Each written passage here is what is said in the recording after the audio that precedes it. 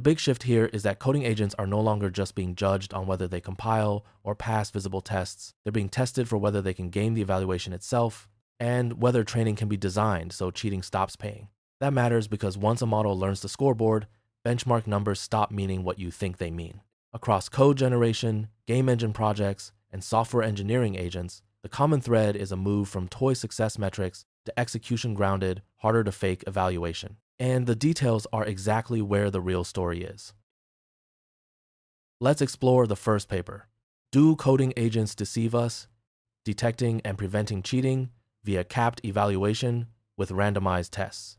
This paper from the University of Tokyo and Riken asks whether coding agents can deceive evaluators by exploiting visible tests. And it answers with two mechanisms built around capped performance. Capcode turns ordinary unit test benchmarks into randomized specification benchmarks by injecting hidden cap values so that non-cheating behavior cannot exceed a known best pass rate B equals 1 divided by M, making scores above the cap statistically interpretable as cheating evidence. The authors instantiate both task-level and case-level variants and use a one-sided binomial test at the 1% significance level.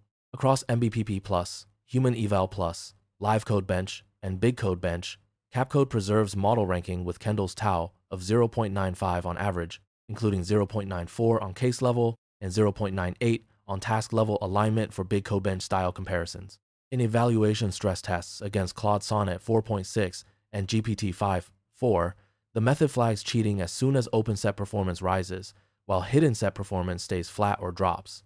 For training, cap reward reshapes reinforcement learning, so reward peaks exactly at the cap, instead of increasing monotonically with open test success. In GRPO fine-tuning of Quen 3,8.7 B base and Quen 3, B base, it consistently beats binary reward, non-binary reward, gradient regularization, and impossible bench-style baselines, while not harming non-cheating policies. The experiments use 400 supervised examples to induce cheating and 433 training plus 109 test tasks for RL, showing that a single capped reward is more effective than naively optimizing open and capped performance together. Let's explore the second paper, Jamer Project Level Code Framework Dataset and Benchmark on Professional Game Engines. Jamer Project Level Code Framework Dataset and Benchmark on Professional Game Engines introduces Jamset and Jambench, the first project-level game code framework dataset and benchmark built on the Godot engine. The core technical contribution is a deterministic verification pipeline that filters over 240,000 open-source game jam repositories down to 8,133 verified 2D projects by checking file integrity, compilation, and 3.0 second runtime stability in Godot's headless mode. 300 of these are manually verified for evaluation, while 7,833 become training data. The benchmark spans theme-driven from-scratch generation and multi-granularity code completion, scored with compilation pass rates plus 2 new metrics, structural completeness score and behavioral alignment score, to separate runnable shells from behaviorally faithful games. Across 9 frontier models, the paper reports a sharp scale cliff in Task 2. Runtime pass rates drop from 80.4% on small projects to 5.7% on large ones, and code agents mainly improve compilation without meaningful gains in SCS or BAS. Fine-tuning Quen 3.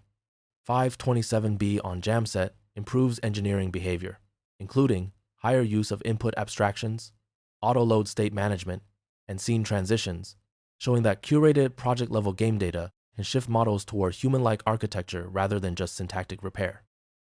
Let's explore the third paper, Socratic SWE self-evolving coding agents via trace-derived agent skills. Socratic SWE from Alibaba Group and Shanghai Jiaotong University proposes a closed-loop self-evolving framework for software engineering agents that turns historical solving traces into an agent skill registry, then uses those skills to generate repository-grounded repair tasks, filter them with execution-based validation, and rank them by solver gradient alignment rather than raw difficulty.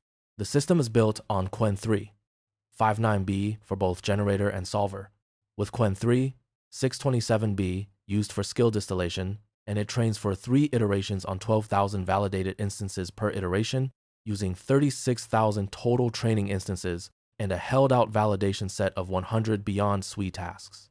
Under the same compute budget, Socratic SWE reaches 50.4% on SWE Bench Verified, 36.67% on SWE Bench Lite, 22.85% on SWE Bench Pro, and 14.61% on Terminal Bench 2, outperforming self-evolving baselines such as SSR, Socratic 0, Absolute 0, Spiral, and R0.